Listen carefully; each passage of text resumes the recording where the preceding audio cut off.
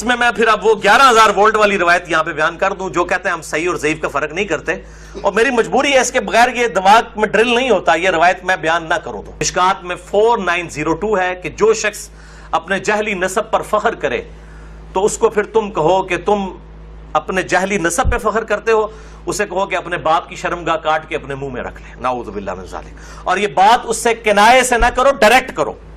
اتنی بےہودہ بات آپ صلی اللہ علیہ وسلم کبھی کہہ سکتے ہیں؟ اس میں بھی یہی حکم ہے، اس میں حسن بصری مدلس ہے اور ان سے روایت کر رہے ہیں۔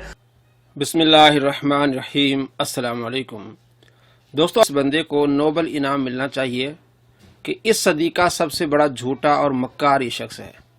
آج تک کسی محدث نے، کسی فقیہ نے، کسی عالم نے یہ نہیں کہا کہ ہم صحیح حدیث اور ضعیف حدیث میں فرق نہیں کرتے۔ کتنا بڑا جھوٹ بول رہا ہے۔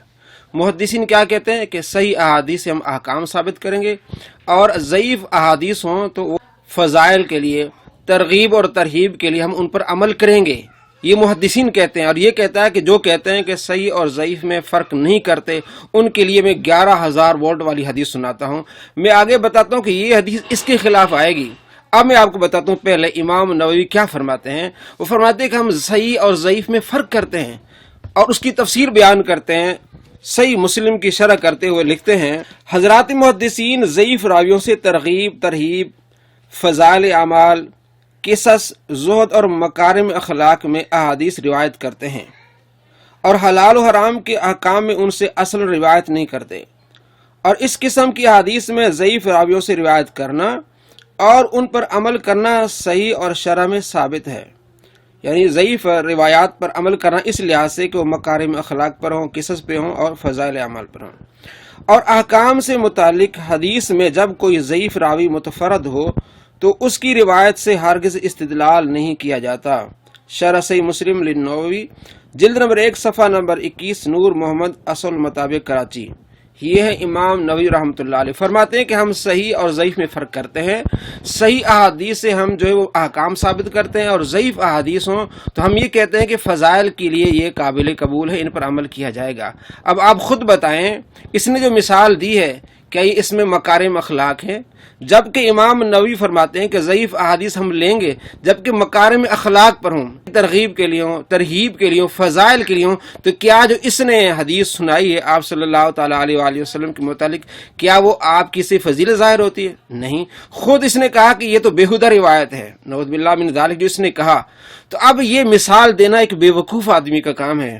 اور آگے میں آپ کو بتاتا ہوں، اس کے جو بابا جی ہیں البانی، جس کو یہ کہتا ہے آئنسٹائن امام، اور الحمدللہ یہ جو شیخ ناصر الدین البانی ہے رحمہ اللہ، جن کو میں کہتا ہوں کہ وہ نیوٹن اور آئنسٹائن تھے اہل سنت کے، کہ ان کے پاس جو ہے وہ ڈگری تو کوئی نہیں تھی، گھڑی ساز تھے، ہماری طرح وہ انجینئر ہی تھے آپ کہہ لیں اس اعتبار سے۔ شیخ ناصر الدین البانی یہ اہل سنت کے امام ہیں، اور آج کی ڈیٹ تک تو امام ہی ہیں۔ بعد میں کوئی ان کو خارج کر دے تو وہ، ویسے تو اب وہ اتنے بڑے ہو چکے ہیں کہ نہ تو اب شیخ زبیر صاحب سے کوئی جان چھڑا سکتا ہے نہ شیخ البانی سے۔ کس طرح تعریفیں کر رہا ہے البانی کی، امام ہیں، آئنسٹائن ہیں۔ اس آئنسٹائن نے اسی حدیث کو کہا ہے کہ صحیح حدیث ہے، جس کے بارے میں یہ کہہ رہا ہے کہ اس میں توہین ہے، بیہودہ باتیں ہیں، قرآن پاک بھی سنا رہا ہے۔ تو جو آدمی اس حدیث کو صحیح مان رہا ہے، اور ایک جگہ کہتا ہے کہ وہ بے ایمان ہو جائے گا اگر کوئی اس حدیث کو صحیح مانے گا، تو البانی بے ایمان ہوا، جس کو یہ امام بھی کہہ رہا ہے، آئنسٹائن بھی کہہ رہا ہے۔ دیکھیے البانی کی کتاب ہے سلسلۃ الاحادیث صحیحہ، حدیث نمبر 269، من تازہ، وہی حدیث ہے۔ اور آگے البانی صاحب بتاتے ہیں کہ یہ کن کن کتابوں میں یہ حدیث ہے۔ الادب المفرد میں یہ حدیث ہے، السنن الکبریٰ میں حدیث ہے، مسند احمد میں حدیث ہے۔ اگلے صفحے پر کیا کہتے ہیں دیکھیے، کہتے ہیں قلت وہذا اسناد، میں کہتا ہوں اس کی جو سند ہے، رجال ثقاتن، اس کے رجال ثقہ ہیں، فہو صحیح، یہ صحیح حدیث ہے، اگرچہ اس میں امام حسن جو ہے بصری مدلس ہیں، لیکن دوسرا طرق کا دیکھا جائے تو یہ حدیث صحیح ہے۔ اس کے بابا جی کہتے ہیں جو بےہودہ حدیث ہے، یہ کہہ رہا ہے وہ حدیث صحیح ہے۔ پہلے تو البانی پر فتویٰ لگائے، اپنے بابے پر فتویٰ لگائے کہ وہ گستاخ ہے، اس نے گستاخی والی حدیث کو صحیح کہہ دیا۔ اور یہ جو کہتا ہے کہ مدلس، اگر یہ مانتے ہیں ضعیف حدیث کو مانتے ہیں پھر اس حدیث کو مانے۔ پہلی بات تو میں نے آپ کو بتائی کہ یہ حدیث آپ صلی اللہ تعالیٰ علیہ وآلہ وسلم کی فضائل میں نہیں ہے، خود یہ کہہ رہا ہے بےہودہ حدیث ہے، نعوذ باللہ من ذالک، جس طرح یہ باتیں کر رہا ہے۔ تو وہ ہم تو مانتے فضائل میں، ترغیب و ترہیب میں اب یہ جو کہہ رہا ہے 11,000 ووٹ والی میں حدیث سنا رہا ہوں، یہ حدیث اس کے گلے پڑ رہی ہے۔ اس نے جو کہا کہ اس وجہ سے حدیث یہ ضعیف ہے کہ اس میں حسن بصری مدلس ہے اور ان سے روایت کر رہا ہے، سماعت کی تصریح موجود نہیں ہے، اس لیے حدیث کیا ہے، یہ ضعیف ہے۔ اب میں آپ کو بتاتا ہوں کہ یہ خود ضعیف حدیثیں اپنے ریسرچ پیپر میں لکھتا رہا ہے، اور البانی نے کہا وہ صحیح ہے، اس کے باوجود اس میں ایک راوی مدلس سے آمش مدلس سے ان سے روایت کر رہا، پھر بھی اس نے وہ حدیث لی۔ اب یہ جو کہتا نا یہ دماغ میں ڈرل نہیں ہوتی، اب ہم اس کے دماغ میں ڈرل کریں گے کہ آج کا اس صدی کا سب سے بڑا تو منافق ہے۔ ایک طرف تو شب برات کی تمام احادیث کو ضعیف کہتا ہے، جن کو البانی نے بھی صحیح کہا ہے، لیکن اب یہ کیا کر رہا ہے کہ جناب عالی میں نے اپنے ریسرچ پیپر میں اس لیے حدیث ڈالی ہے، اگرچہ اس میں ایک راوی مدلس ہے، زبیر زئی کہہ رہا ہے کہ مدلس ہے، پھر بھی ہمیں نے وہ حدیث ڈالی ہے اس لیے کہ ہم جو علم کو جمع کر رہے ہیں اور جو لوگ البانی کے علم پر یقین رکھتے ہیں، ریلائی کرتے ہیں، ہم ان سے علم نہیں کھینچنا چاہتے ہیں۔ اور ایک جملہ اور بھی اس کا سنیے۔ تو یہ میں نے الزامی جواب پھکی کے طور پہ یہ اینٹی وانم دیا تھا یہ والی روایت۔ الزامی جواب پھکی، آج میں اس کو پھک دے رہا ہوں۔ جب انسان کے پیٹ میں مروڑ ہو نا تو اسے پھکی دی جاتی ہے، لیکن جب گدھے کے پیٹ میں مروڑ ہو نا اس کو پھکی سے اس کا گزارا نہیں ہوتا، اس کو پھک دیا جاتا ہے۔ آج ہم اس کو پھک دے رہے ہیں کہ یہ خود کہہ رہا ہے کہ یہ حدیث اس لیے ضعیف ہے، اس میں حسن بصری مدلس ہے، اگر آپ ضعیف حدیث کو مانتے تو پھر اس حدیث کو مانیں اور ہو جائیں گستاخ۔ اب میں آپ کو بتاتا ہوں، یہ خود روایت بیان کرے گا اور خود کہے گا کہ اس میں راوی مدلس، اس کے باوجود میں نے وہ حدیث لی ہیں۔ دیکھیے ہم اس کو کیسے پھک دے رہے ہیں۔ چالی بھائی، آپ نے اکثر کافی دفعہ آپ 5B جو اپنا ریسرچ پیپر ہے وہ اکثر دکھا رہے ہوتے ہیں، اعتراض یہ بھی آتا ہے اس میں ضعیف روایتیں ڈالی ہوئی ہیں آپ نے۔ ضعیف روایتیں ہم یہ کہتے ہیں کہ اس 5B ریسرچ پیپر میں کوئی ایک روایت ایسی دکھائیں جس کو دور حاضر میں کسی محدث نے صحیح نہ کہا ہو کہ میں نے علم کو ایک جگہ یکجا کیا۔ کئی حدیثیں شیخ البانی کے نزدیک اور امام ترمذی کے نزدیک صحیح ہے۔ مثلا وہ جو روایت ہے کہ وہ عبید اللہ ابن زیاد کے نتنوں میں سانپ گھس گیا، اس کو امام ترمذی نے لکھا ہے کہ حدیث صحیح ہے، اور شیخ البانی نے بھی۔ شیخ زبیر صاحب کہتے ہیں یہ تدلیس کی وجہ سے ضعیف ہے۔ تو چونکہ جو البانی صاحب اور امام ترمذی کی تحقیق کے اوپر لائے کرتے ہیں، ہم ان سے تو یہ نالج نہیں کھینچنا چاہتے۔ دوستو آپ نے دیکھا اور سنا، سوال کرنے والے نے سوال کیا کہ آپ کے ریسرچ پیپر میں ضعیف احادیث ہیں، پھر کس طرح جواب دیا؟ جی ہم نے علم کو جمع کیا ہے۔ اگرچہ زبیر زئی نے اس حدیث کو ضعیف کہا ہے اس وجہ سے کہ اس میں ایک راوی مدلس سے آمش مدلس سے ان سے روایت کرا ہے، لیکن چونکہ ہم نے علم کو یکجا کیا ہے، البانی نے اس کو صحیح کہا ہے۔ بھائی البانی تو اس کو بھی صحیح کہہ رہا ہے، تو آپ تو کہہ رہے ہیں کہ یہ بڑی گستاخی والی حدیث ہے۔ یعنی کس طرح کی منافقت ہے آپ کی؟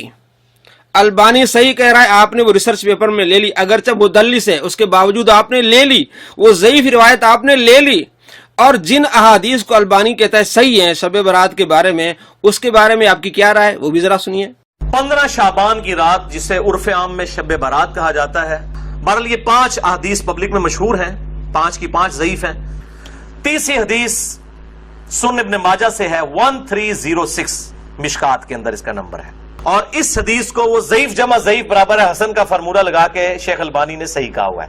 جی دوستو آپ کو معلوم ہو گیا کہ اس صدی کا بڑا منافق شخص کون ہے، کہ البانی کی وہی حدیث لے رہا ہے اپنے ریسرچ پیپر میں جس میں مدلس راوی ہے، اور البانی خود کہہ رہا ہے کہ شب برات کے بارے میں جو احادیث ہے وہ صحیح وہاں نہیں لے رہا۔ اس کو کہتے ہیں منافقت۔